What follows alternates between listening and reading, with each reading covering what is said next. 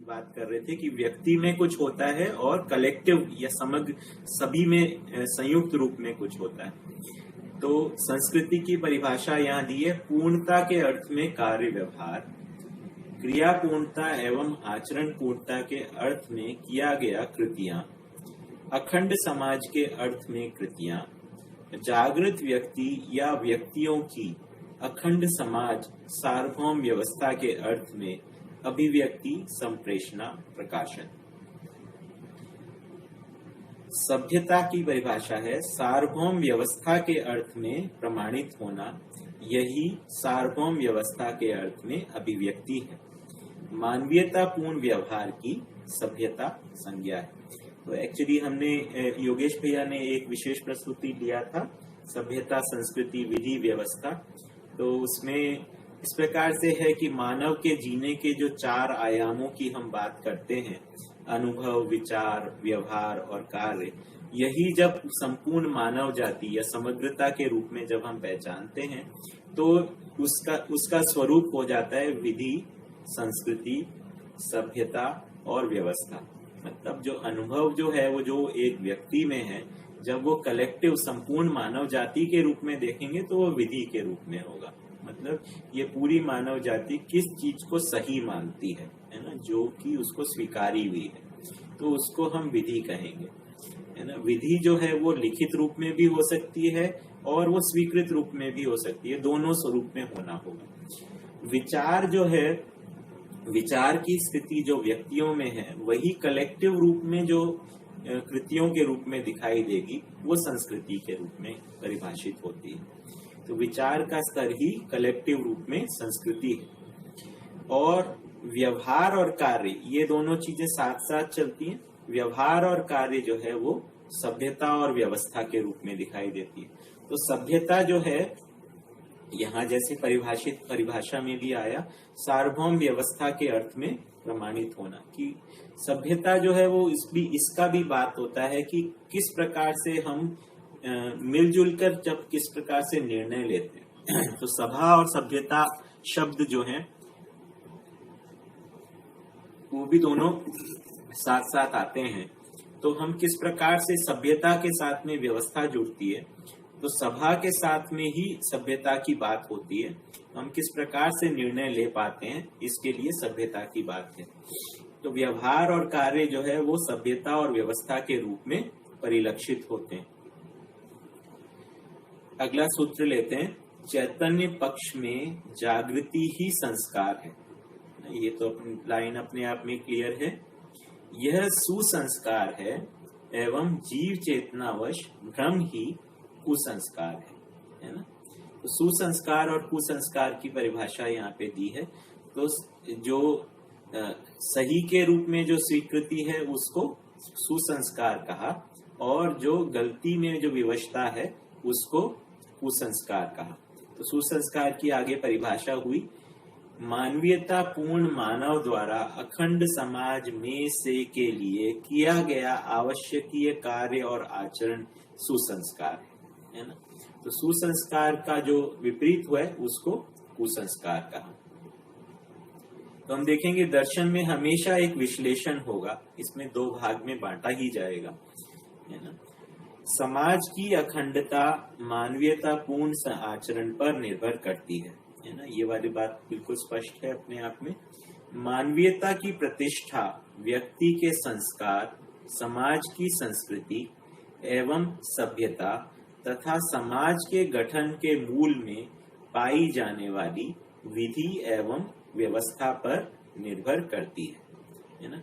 तो यहाँ पे 5 शब्द आए हैं कि मानवीयता की प्रतिष्ठा कैसे होगी। तो एक तो होगी व्यक्ति के संस्कार के द्वारा। व्यक्ति में संस्कार किस प्रकार स्थापित होंगे, ये 4 चीजों को हमको कलेक्टिव रूप में एस्टेब्लिश करना होगा। क्या 4 चीजें हैं? संस्कृति, सभ्यता, विधि और व्यवस्था, है ना।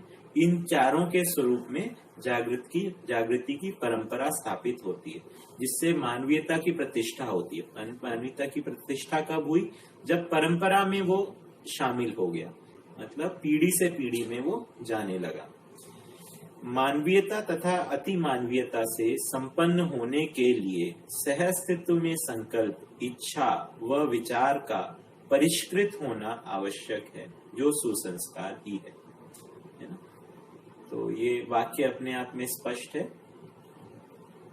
सुसंस्कार के लिए वातावरण एवं अध्ययन ही प्रधान कारण है एवं सहायक भी है। ये भी स्पष्ट है कि वातावरण जो है और अध्ययन है ना, ये दोनों जो है प्रधान कारण है सुसंस्कार स्थापित होने के लिए, और ये सहायक है। इसको सुरक्षित तथा परिमार्जित करने का दायित्व मनीषियों पर है ना।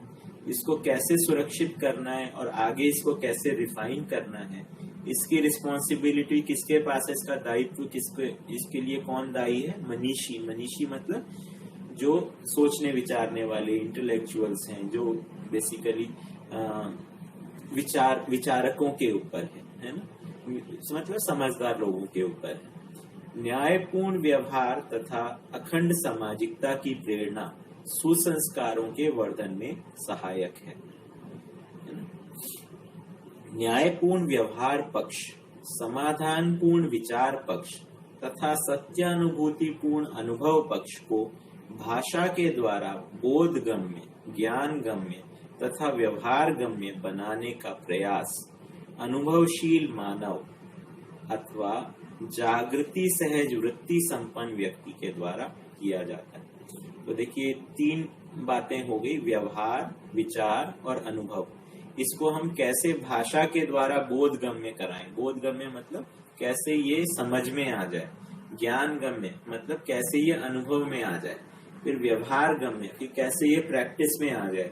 ये काम कौन करेगा? जो अनुभव संपन्न, अनुभवशील मतलब जो अनुभव में जिसकी निरंतरता है वो मानव, और जागृत सहज वृत्ति मतलब जिसकी जागृति के अर्थ में विचार काम करता है, उस व्यक्ति के द्वारा किया जाता है। आगे परिभाषाएं हैं। सहजता, व्यवहार, विचार और अनुभव की एक सूत्रता ही सहजता है ना। तो सहज आत्मा जो जीवन का मध्यांश है, उसकी सहज भी संज्ञा है। तो सहजता जो है वो अनुभव, विचार और व्यवहार की एक सूत्रता को कह रहे हैं। सहज वृत्ति, सहजता प्राप्त मनीषियों की वृत्ति को ही सहज वृत्ति की संज्ञा है। तो समझदारी संपन्न, सहजता को प्राप्त यानी अनुभव संपन्नता को प्राप्त लोगों के विचार वृत्ति की स्थिति को ही सहज वृत्ति कहा है। न्यायपूर्ण व्यवहार, सत्य सहज भास, संबंध, मूल्य, मूल्यांकन और उभय तृप्ति। इस बारे में हम पहले चर्चा कर चुके हैं। समाधान पूर्ण विचार, सत्य सहज आभास।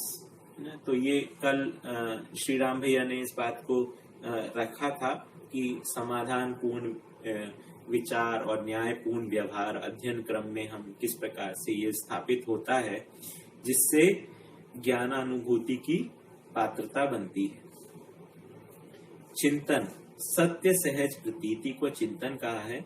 ज्ञानानुभूति सहस्तित्व रूपी परम सत्य में अनुभूति, ये जो है अध्ययन की उपलब्धि है।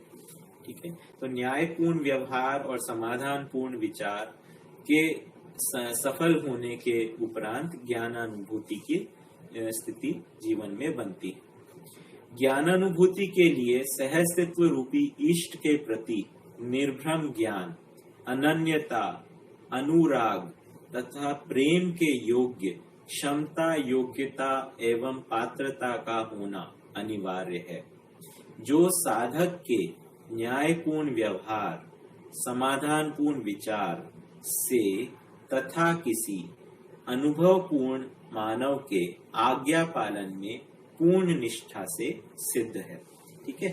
तो ये इसके बारे में अध्याय 17 में श्री राम भैया ने काफी डिटेल में इस बात को रखा था कि किस प्रकार से न्यायपूर्ण व्यवहार, समाधानपूर्ण विचार और अनुभव संपन्न मानव के आज्ञा पालन या गुरु के आज्ञा पालन के में पूर्ण निष्ठा की जो स्थिति है, जो कि अवधारणा संपन्न होने के बाद जो निष्ठा बनती है, उसकी बारे में बात कर रहे हैं, जिसमें मानव जो है वो अमानवीयता के गुणों से मुक्त हो गया है और मानवीयता को के अर्थ में अनुकरण को सिद्ध कर दिया है, वो ज्ञानानुभूति के लिए पात्रता बनती है। तो निर्भ्रम ज्ञान जो है, जो जैसा है उसको वैसा ही जानना व समझना समझाना, है ना, ये निर्भ्रम ज्ञान है। अनन्यता निर्भ्रम ज्ञान की निरंतरता, अनुराग अनन्यता की निरंतरता, निर्भ्रमता के लिए उत्कट प्रयास ही अनुराग है। प्रेम अनुराग सहित अनन्यता की निरंतरता, दया कृपा करुणा सहज संयुक्त अभिव्यक्ति। ठीक है, तो ये वाला सूत्र जो है वो काफी मतलब डेंसली पैक्ड है। देखिए सूत्र, यहाँ पे सूत्र और व्याख्या को थोड़ा सा मैं बात करना चाहूंगा। सूत्र वास्तव में होता क्या है? सूत्र जो शब्द है हिंदी में, उसको एक धागा भी बोल सकते हैं कि सूत्र जो है एक प्रकार से कम शब्दों के अंदर किसी बात को रखने की बात होती है, और उसका जैसे धागे को आप खींचते चले जाएं और उसका और मतलब और उससे अर्थ निकलता जाता है, उससे व्याख्या निकलती जाती है। तो सूत्र की व्याख्या होती है ना। ये व्याख्या जो है केवल शब्दों का और अंबार नहीं है। व्याख्या एक्चुअली सूत्र की जीने में ही होती है, तभी उसका कुछ सार्थकता निकलती है। अदरवाइज बतंगड़ विधि से ये व्याख्या नहीं होती। तो सूत्र जो है ये अनुभव मूलक विधि से लिखे गए हैं। एक बार बाबा जी के साथ में चर्चा में वो बोले कि एक एक सूत्र जो मानव व्यवहार दर्शन में लिखा है, ये अपने आप में एक एक थीसिस के लिए जो है आपके लिए मटेरियल है ना। मतलब हर एक सूत्र के अंदर इतना पैक्ड है कि इसको व्याख्या करने जाओगे तो उसका वो पूरा विस्तार निकल के आता है। तो ये व्याख्या जो है वो केवल भाषा में नहीं होगी या किताबों में नहीं होगी या उसके रूप में नहीं होगी, ये एक्चुअली जीने के अर्थ में ही इसकी व्याख्या होगी। तो कि मानव का जो एक्सप्रेशन है वो इतना डायमेंशंस के अंदर है कि उसको हम शब्दों में सीमित नहीं कर सकते, या फिर अगर शब्दों में करने जाएंगे तो हम स्वयं ही एक जगह पर थकने की स्थिति में पहुंच जाएंगे। तो शब्दों की आवश्यकता है अर्थ तक पहुंचने के लिए, उस अर्थ में शब्दों का प्रयोग आवश्यक है। बाकी व्याख्या जो है वो जीने में ही होती है। प्रेम की निरंतरता से ही मानव तद्रूप भाव को प्राप्त कर होकर ब्रह्म मुक्ति का अधिकारी होता है। तो ये वाला मतलब प्रेम जो है वो योगानुभूति के अर्थ में भी शब्द का प्रयोग किया गया है। योगानुभूति मतलब सहस्तित्व में अनुभूति के रूप में, है ना। और तद्रूपता जो है वो व्यापकता में अनुभव को कहा गया है, और व्यापकता में अनुभव को ही ब्रह्म मुक्ति कहा गया है। अनादिकाल से व्यापक रूपी सत्ता हर इकाई को समान रूप में प्राप्त है ही, है ना। तो व्यापक रूपी सत्ता प्रकृति को अनादिकाल से मतलब हमेशा से ही हर इकाई को समान रूप से प्राप्त है, इसमें अनुभूति ही मानव के लिए सानिध्यानुभूति है ना। तो ये प्राप्त होते हुए भी प्राप्त में अनुभव नहीं है ना। यानी अनुभव से पहले आत्मा में ज्ञान प्राप्त रहता है, लेकिन प्राप्त में अनुभव नहीं रहता है। प्राप्त में अनुभव होता तो फिर अनुभव मूलक विधि शुरू हो जाती, और प्राप्त में अनुभव के लिए अवधारणा का स्थापित होना या अध्ययन का होना आवश्यक है। देखें तो अगर बाबा जी के भी विधि में देखें तो आशा विचार इच्छा, ऐसा परंपरा में कहा कि अगर मान लो जो भ्रम का आवरण है, मूल में आत्मा में ज्ञान समाया हुआ है और उस पर है ना एक प्रकार से आवरण छाया हुआ है भ्रम का, तो जब ये चित्त वृत्तियां निरोध हो जाती हैं तो फिर ज्ञान उद्घाटित हो जाता है। ऐसा परंपरा में संदेश एक प्रकार से मिलता है। जबकि बाबा जी ने जो पाया कि आशा विचार इच्छा जो है समाधि में चुप हो गए, तो अगर मान लो आत्मा में ज्ञान पहले से ही समाया हुआ रहता तो समाधि में ज्ञान हो जाना था, लेकिन उन्होंने इस बात का सत्यापन किया है कि समाधि में कोई ज्ञान नहीं हुआ। उनको ज्ञान तब हुआ जब उन्होंने समाधि के आधार के ऊपर संयम किया। तो संयम क्रिया करने के बाद में जब उनको अस्तित्व का अध्ययन हुआ, अब तभी जो वो बोध संपन्न हुए, बोध संपन्न होने के बाद ही ज्ञानानुभूति की स्थिति में पहुंचे। तो इस प्रकार से उनकी विधि में भी अध्ययन पूर्वक ही अनुभव तक वो पहुंचे। अब यहाँ पर क्या कहा जा रहा है, एक प्रकार से समाधि को वो कह रहे हैं बाईपास किया जा सकता है। मतलब हमें इसको समझने के लिए आशा विचार इच्छा को चुप करवाने की जरूरत नहीं है, उसको व्यवस्थित करने की जरूरत है। मतलब अनुभव संपन्न व्यक्ति जो है, जिस विधि और निषेध का विश्लेषण किया है, आप विधि का अनुकरण करते हो तो आपकी आशा विचार और इच्छा जो है वो जागृति के स्वरूप में स्थापित होती है। और ऐसा होने के साथ में अवधारणा बोध के साथ जीने में प्रमाणित होने के संकल्प के साथ में वही स्थिति बनती है जो कि संयम में बाबा जी के साथ में बनी और ज्ञानानुभूति का अधिकार बनता है। तो ये परंपरा स्वरूप में स्थापित होने के लिए समाधि के मार्ग पर जाने की आवश्यकता नहीं है।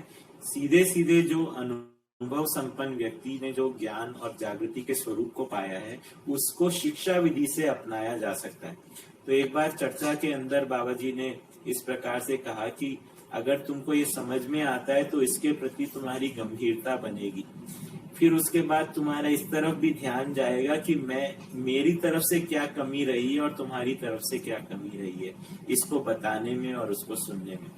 तो अपने ही मतलब उसकी तरफ ध्यान आकर्षण हुआ हमारा कि उनकी तरफ से बताने में कोई कमी नहीं रही है, हमारी तरफ से सुनी अनसुनी के अंदर, अभ्यास के अंदर कमी अवश्य रही है और उस कमी को हम पूरा करने के लिए प्रतिबद्ध भी हैं, है ना। तो इसको हम आगे चलते हैं। अनादिकाल से अनुभूति की स्थिति को ही कैवल्य या तादात्म्य अनुभूति की संज्ञा है, जिसमें क्लेश, अमर्ष, भय और भ्रम बंधन से मुक्ति है ना। तो कैवल्य जो है वो अब उसमें जो है उसको जागृति से जोड़ा है। तो ये अनुभव की स्थिति का जो है वो प्रमाण जो है वो संवेदनाओं के साथ में है। तो तादात्म्य स्थिति मतलब जो है, इस बात को साधन भैया ने भी रखा था कि आत्मा और आत्मा की व्यापक के अनुरूप स्थिति बन जाती है और फिर उसके बाद में वो प्रमाणित होना जो है वो परंपरा के अंदर संवेदनाओं के साथ में होता है। आत्मा सहअस्तित्व में अनुभूत होते ही बुद्धि, चित्त, वृत्ति और मन पर उस महिमा की प्रसारण क्रिया बिंब, प्रतिबिंब, अनुबिंब न्याय के प्रभाव संपन्न होती है। तो आत्मा जब सहअस्तित्व में अनुभव करता है तो उसके साथ में जो उसके आश्रित अंश हैं, बुद्धि, चित्त, वृत्ति और मन, उसकी महिमा का प्रसारण जो है वो एक से दूसरे के ऊपर, जिस प्रकार से बिंब और प्रतिबिंब होता है, अनुबिंब, प्रतिबिंब जो है वो अनुबिंब कहलाता है। तो इस तरीके से सबसे पहले आत्मा से बुद्धि आप्लावित होती है, बुद्धि में चित्त अनुभव कर लेता है, चित्त में वृत्ति अनुभव कर लेता है और वृत्ति से मन अनुभव कर लेता है। और शरीर जो है वो अनुभव नहीं करता है। तो शरीर की जो है संवेदनाएं उसमें नियंत्रित हो जाती हैं।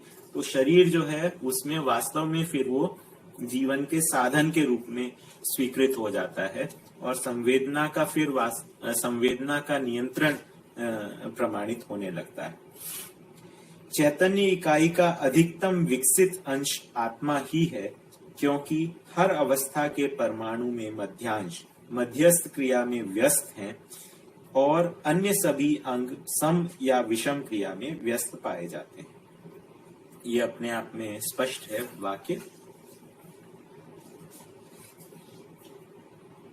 समझदारी की आंशिकता में क्रिया, क्रिया की आंशिकता में भोग, भोग के अनुपात में इंद्रियानुभव और इसके अतिरिक्त अनुमान के कारण ज्ञानवर्धन संपन्न हुआ है। मूल में पूर्ण ज्ञान व्यंजना का अधिकार आत्मा में है ना।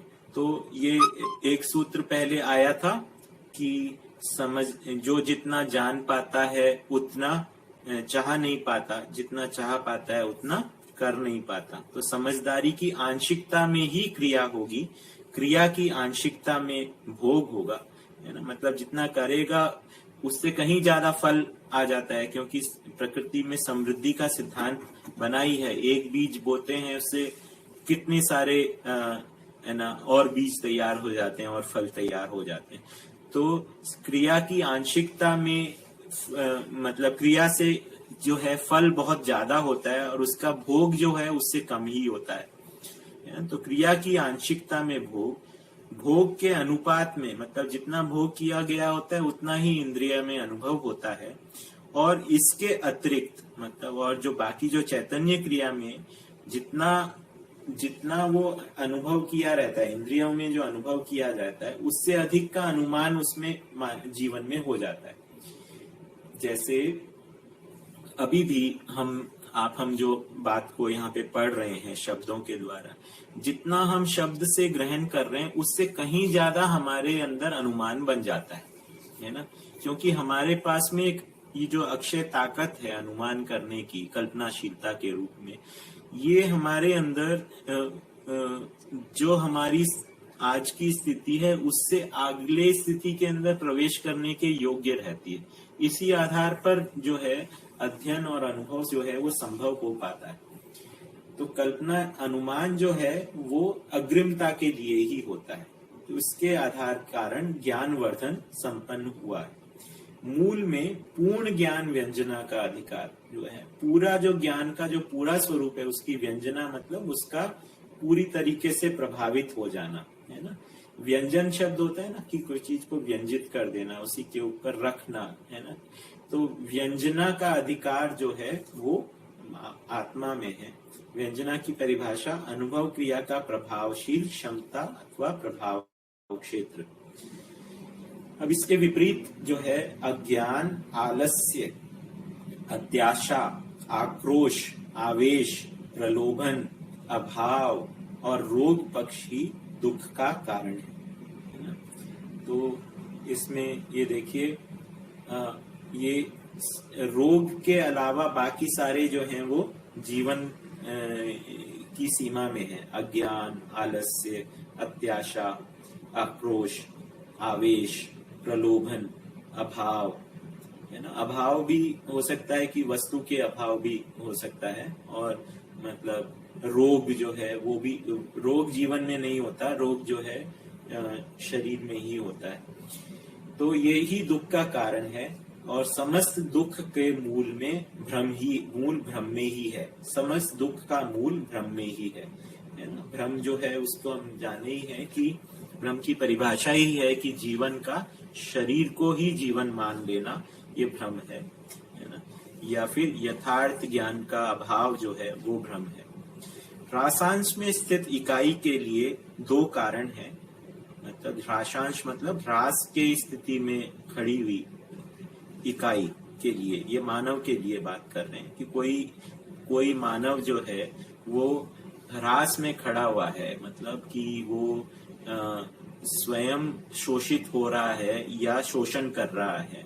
इस स्थिति में के दो कारण हैं। पहला है अजागृति, दूसरा है शक्ति का अपव्यय। अजागृत को जागृत बनाना ही सामाजिकता का एक महत्वपूर्ण उद्देश्य और कार्यक्रम है।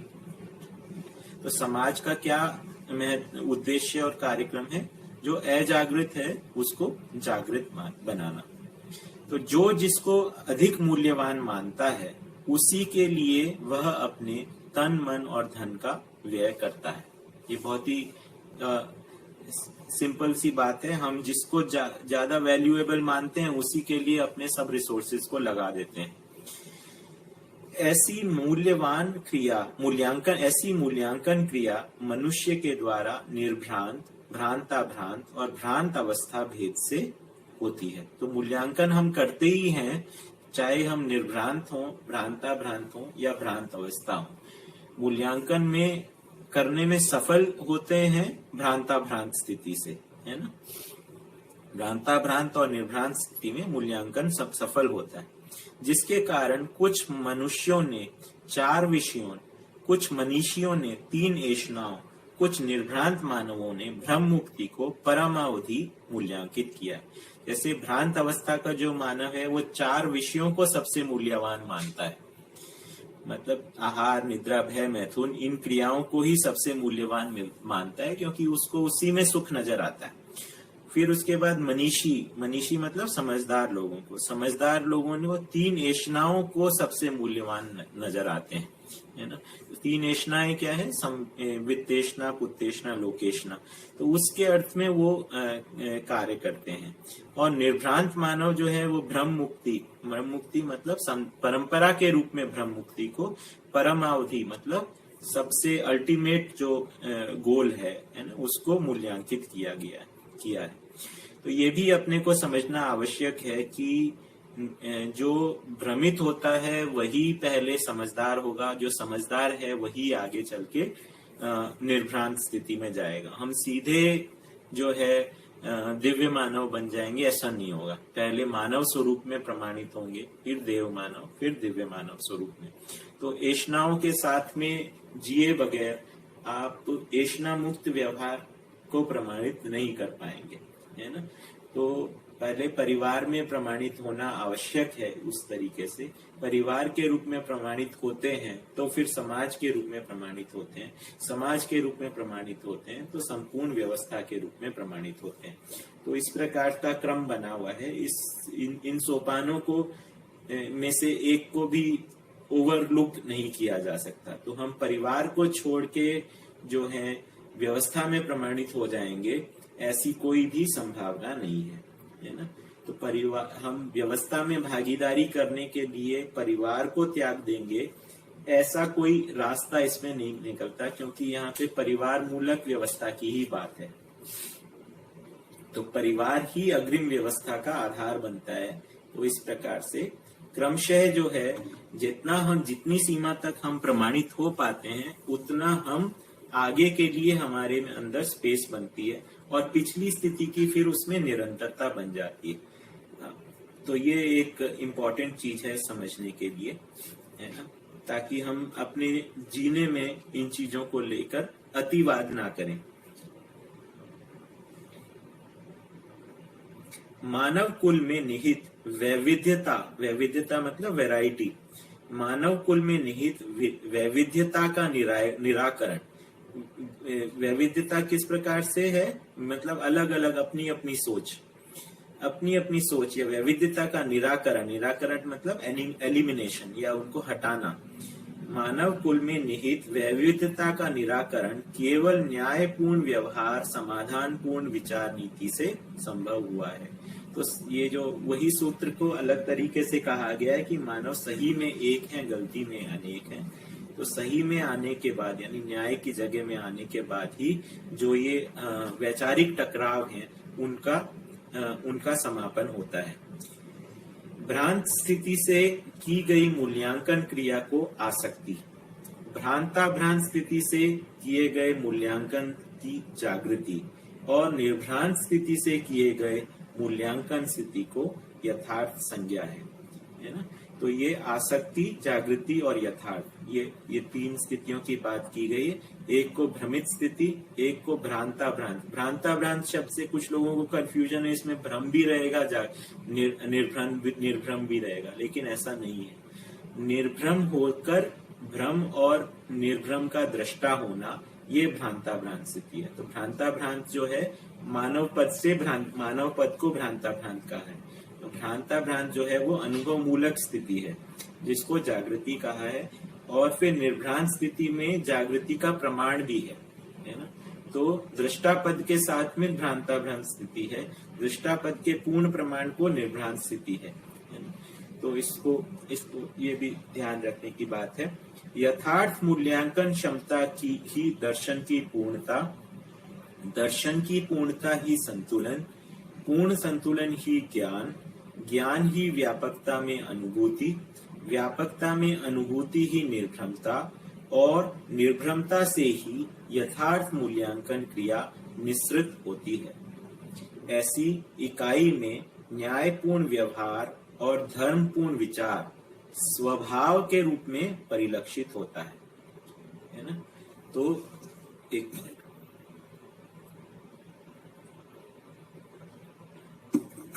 तो दर्शन यथार्थ के मूल्यांकन की क्षमता जो है वही दर्शन की पूर्णता है। दर्शन की पूर्णता ही संतुलन, पूर्ण संतुलन ही ज्ञान, ज्ञान व्यापकता में अनुभूति। तो ये पूरा क्रम एक तरीके से हो गया कि अध्ययन में हम दर्शन की पूर्णता को पाएंगे, वही एक संतुलन की स्थिति है, उससे फिर ज्ञान अनुभूति की जगह में पहुंचेंगे, और फिर व्यापकता की अनुभूति ही निर्भ्रमता है, मतलब उसके बाद भ्रम का शेष नहीं रहता, और निर्भ्रमता से यथार्थ मूल्यांकन क्रिया निसृत यानी शुरू होती है। ऐसी स्थिति, ऐसी इकाई में न्यायपूर्ण व्यवहार और धर्मपूर्ण विचार, जो पहले जो प्रयास पूर्वक ये दोनों क्रियाएं हुई थी अध्ययन क्रम में, जो हमने कहा था ध्यान अनुभव के लिए ध्यान देना पड़ता है, तो ध्यान देकर हम न्यायपूर्ण व्यवहार और धर्मपूर्ण विचार को किए थे। अब वो अनुभव मूलक से स्वभाव के रूप में परिलक्षित हो जाता है। अब वो आपका स्वत्व बन जाता है, आपका अपना भाव बन जाता है। अनुभव के लिए समझदारी, समझदारी के लिए अनुभूति, इच्छा के लिए समझदारी और समझदारी के लिए इच्छा, इच्छा के लिए क्रिया और क्रिया के लिए इच्छा, उपभोग के लिए क्रिया और क्रिया के लिए उपयोग, उपयोग के लिए क्रिया और क्रिया के लिए उपयोग, क्रिया के लिए उत्पादन और उत्पादन के लिए क्रिया व्यस्त है। तो इसमें किस प्रकार से अग्रिम स्थिति और उससे नीचे वाली स्थिति, इनके बीच में किस प्रकार से आवर्तन होता है, इसको बताया। तो आत्मा में अनुभव और बुद्धि में बोध है ना, इनके बीच में आवर्तन को लिखा है। अनुभव के लिए समझदारी, समझदारी के लिए अनुभूति, इन दोनों में किस प्रकार का आवर्तन है। फिर उसके बाद में बुद्धि और चित्त के बीच में आवर्तन जो है, इच्छा के लिए समझदारी, समझदारी के लिए इच्छा। फिर उसके बाद में जो सूक्ष्म क्रिया जो है, क्रिया जो है जो कि शरीर के द्वारा क्रियान्वित होती है, तो इच्छा के लिए क्रिया, इसमें आगे वृत्ति, मन और शरीर को भी जोड़ लिया है। तो इच्छा के लिए क्रिया और क्रिया के लिए इच्छा व्यस्त है। फिर उसके बाद में इसका उपयोग होगा, तो क्रिया जो होगा उसके लिए उपयोग, और उपयोग के लिए क्रिया होगी, क्रिया के लिए उपयोग होगा। फिर उसके बाद में क्रिया जो है उसके लिए उत्पादन और उत्पादन के लिए क्रिया। तो आगे फिर ये व्यवस्था के अंदर चले गए। अब ये तो इस प्रकार से ये इसमें इन क्रियाओं के बीच में क्या आवर्तन है इसको स्पष्ट किया है। तो इसके बाद में अगला सूत्र है रूप क्रिया की गणना काल, संवेग, वेग, विसर्जन, गुण व स्वभाव के अनुसार स्थूल व सूक्ष्म भेद से है। जो मानव की समझदारी या ज्ञान, बुद्धि में भाव, इच्छा में प्रतिभाव, विचार में अनुभाव और मन में प्रवृत्तियों के रूप में व्यक्त होती है। तो ये बेसिकली इस प्रकार से है कि जो कुछ भी भौतिक रूप के रूप में जो है ना, यानी कि प्रकृति के रूप में जो भी है, तो उसकी वो किस रूप में है इसके बारे में बात की है। इसको किस में काल, संवेग, वेग, विसर्जन, गुण और स्वभाव के अनुसार स्थूल और सूक्ष्म भेद से है। तो स्थूल रूप में तो हम देखते हैं रचनाओं के रूप में है, और सूक्ष्म जो रूप है वो है परमाणु के रूप में, और यानी चैतन्य के रूप में, और जड़ और चैतन्य के रूप में, परमाणु के रूप में हम रूप क्रिया को देखते हैं। तो मानव, और ये इसी चीज का क्योंकि दर्शन हो रहा है, तो वो समझदारी वो बुद्धि में भाव, इच्छा में उसी का ही प्रतिभाव, और विचार में उसी का ही प्रतिबिंबन होकर अनुभाव, और मन के द्वारा उसमें क्रियान्वित होने के रूप में, प्रवृत्ति के रूप में वो व्यक्त होता है। वही बात को इसको इस स्वरूप में बताया गया है। स्वरूप और कुरूप के भेद से रूप, जड़ और चैतन्य भेद से क्रिया, लोक और लोकेश भेद से लक्ष्य, विषय और निर्विषय व्यवस्था के भेद से ज्ञान, विधि और निषेध भेद से कर्म, सार्थक और निरर्थक भेद से भाषा है। है ना। तो यहाँ पे जो स्वरूप और कुरूप जो है वो ब्यूटीफुल और अगली के रूप में नहीं है। ये जो है जागृति के अर्थ में या जागृति प्रमाण के अर्थ में जो रूप है उसको स्वरूप कहा है, और जागृति प्रमाण के विपरीत जो है उसको कुरूप कहा है। क्रियाओं के रूप में विश्लेषण है जड़ और चैतन्य का। लोक और लोकेश लक्ष्य जो है ना, या तो लोकवादी लक्ष्य होगा या संसार से जुड़ा हुआ लक्ष्य होगा, या फिर ज्ञान के अर्थ में लक्ष्य होगा, है ना। विषय और निर्विषय व्यवस्था, है ना। तो यानी एक तो 4 विषयों के बीच में ज्ञान का के रूप में ज्ञान होगा जिसका जो प्रमाणित नहीं होता, या निर्विषय व्यवस्था, है ना, जो कि व्यवस्था के अर्थ में जो ज्ञान है, यानी कि 3 ऐषणाओं और उपकार का जो ज्ञान है उसको उस भेद से ज्ञान की गणना है। तो 4 विषयों और 4 संवेदना का ज्ञान एक श्रेणी में आ गया, और फिर 3 ऐषणाओं और उपकार का ज्ञान जो है निर्विषय व्यवस्था के ज्ञान के भेद से आ गया। विधि और निषेध के भेद से कर्म है, मतलब करने योग्य और ना करने योग्य, इस प्रकार से। सार्थक और निरर्थक भेद से भाषा है।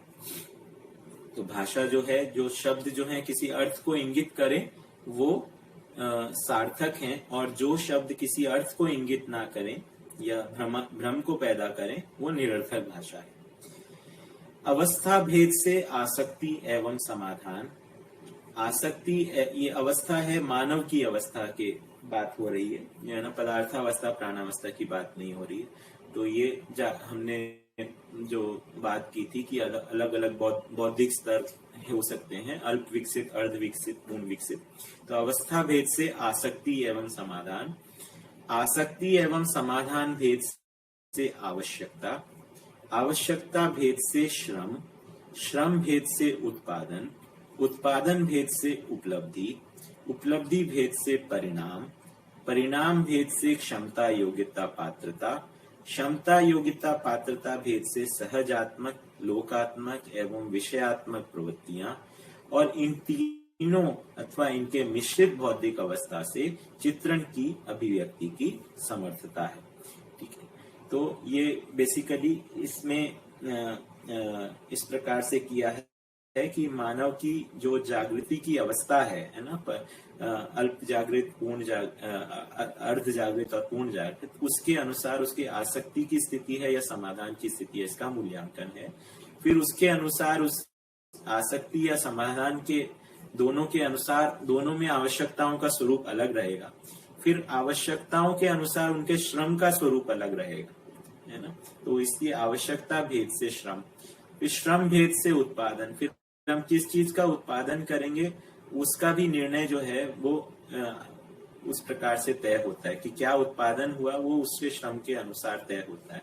उत्पादन के से फिर उपलब्धि, उपलब्धि से फिर परिणाम। परिणाम मतलब कोई चीज का प्रयास के बाद में एक समय के बाद उसका क्रिया अवधि बदल जाती है, क्रिया का स्वरूप बदल जाता है, उसको परिणाम कहते हैं। और परिणाम भेद से क्षमता योग्यता पात्रता। परिणाम हमारे करने के बाद में जो हमको परिणाम मिलता है उसी से ही हमारी क्षमता योग्यता पात्रता के अंदर भी विकास होता है, और क्षमता योग्यता पात्रता के अनुसार ही हमारी जो है प्रवृत्तियां भी निर्धारित होती हैं कि ये सहज प्रवृत्ति है, लोक ऐषणात्मक प्रवृत्ति है या विषयात्मक प्रवृत्ति है।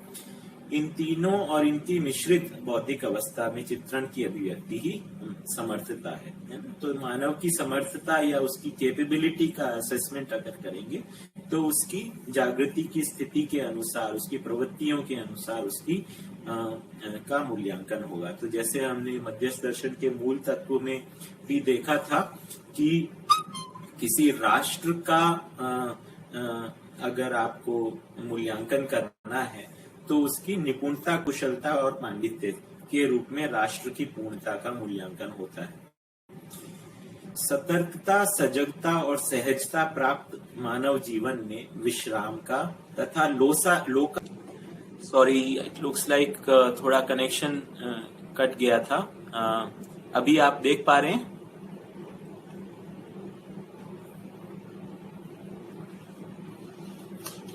कोई एक जन मैसेज कर दें कि अगर आप देख पा रहे हैं तो।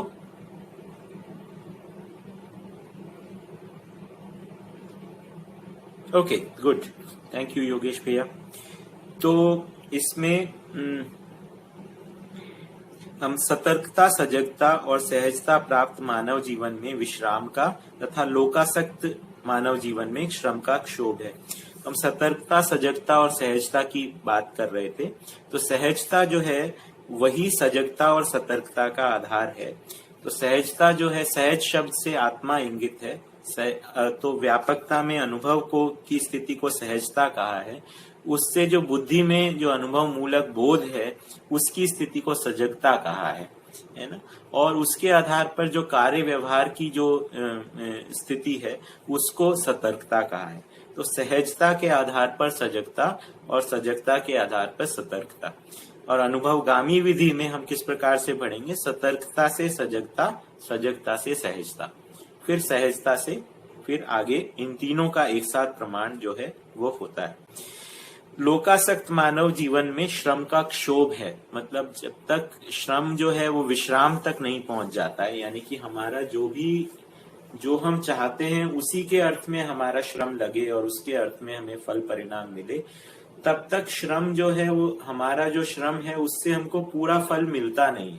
और ये पूरा फल नहीं मिलता है तो ये अपने आप में एक फ्रस्ट्रेशन की स्थिति बनती ही है, जिसको श्रम का क्षोभ कहा है। तो यहाँ पे बाबा जी ने इस प्रकार से परिभाषित किया कि श्रम का क्षोभ जो है वो वास्तव में विश्राम की तृषा है, यानी विश्राम की प्यास है। तो इसलिए अगर उस प्यास के लिए अर्थ में हम कुछ कार्यक्रम करते हैं तो तभी श्रम का क्षोभ जो है वो समाप्त हो सकता है और विश्राम की उपलब्धि हो सकती है। मानव ने अपनी क्षमता, योग्यता और पात्रता के अनुसार सहजोन्मुक्ता में नित्यता का, लोकोन्मुक्ता में अमृतत्व का बोध और विषयोन्मुक्ता में अनित्यता की स्वीकृति किया है ना। तो मानव ने जो उसकी बौद्धिक स्थिति है, बौद्धिक स्थिति की 3 रूप में मानी गई है, क्षमता, योग्यता और पात्रता के, इसके अनुसार सहज उन्मुक्ता मतलब सहस्तित्व में अनुभव के अनुरूप या आत्मा की ओर उन्मुक्ता है ना, यानी बुद्धि का आत्मा की ओर उन्मुक्ता में नित्यता का स्वीकृति किया है ना। आत्मा में नित्यता की स्वीकृति रहती है। लोकोन्मुक्ता में अमृतत्व का बोध है ना। तो ये जो है संसार का जब उसको समझ में आता है स्वरूप, तो उसमें उसको उसका अमृतत्व का बोध होता है कि वो स्वयं में कभी मरने वाला नहीं हो। तो उसी अर्थ में वो फिर उसके चित्रण भी उसी अर्थ में बनते हैं। तो वो विवेकपूर्ण बुद्धि का स्वरूप बनता है, जिसके आधार पर उसका चित्रण का स्वरूप बनता है, जो कि एक पहले वाला जो स्वरूप है जिसमें सब कुछ नित्य है, सब कुछ बदल रहा है, उसके स्थान पर अब उसका ऐसी समझ बनती है कि सब कुछ स्थिर और निश्चित है। ये एक अभी के समय का एक वैचारिक अटकाव एक बहुत बड़ा बौद्धिक वर्ग में है कि मतलब this world is changing, change is the only constant thing, इस तरीके की जो बातें करते हैं उनको चैलेंज करते हुए मध्यस्थ दर्शन में कहा है कि चेंज नियम नहीं है, स्थिरता और निश्चयता ही नियम है ना। जो चीज बदलती रह सकती है, बदलने का स्वरूप स्थिरता के आधार के ऊपर है। क्या चीज बदलती है और क्या चीज नित्य रहती है, वो चीज को समझने का आवश्यकता है। बदलना जो है वो नित्यता के अर्थ में है ना। परंपरा के अर्थ में कुछ चीजें नवीनीकरण के अर्थ में बदलती, तो जड़ में जो बदलता है उससे कुछ चीज समाप्त नहीं हो जाती। तो स्थिरता और निश्चयता को स्थापित करने के अर्थ में मध्यस्थ दर्शन का उद्घाटन हुआ है ना। तो इसके बाद विषयोन्मुख है, तो बात कर रहे थे कि व्यक्ति में कुछ होता है और कलेक्टिव या समग्र सभी में संयुक्त रूप में कुछ होता है।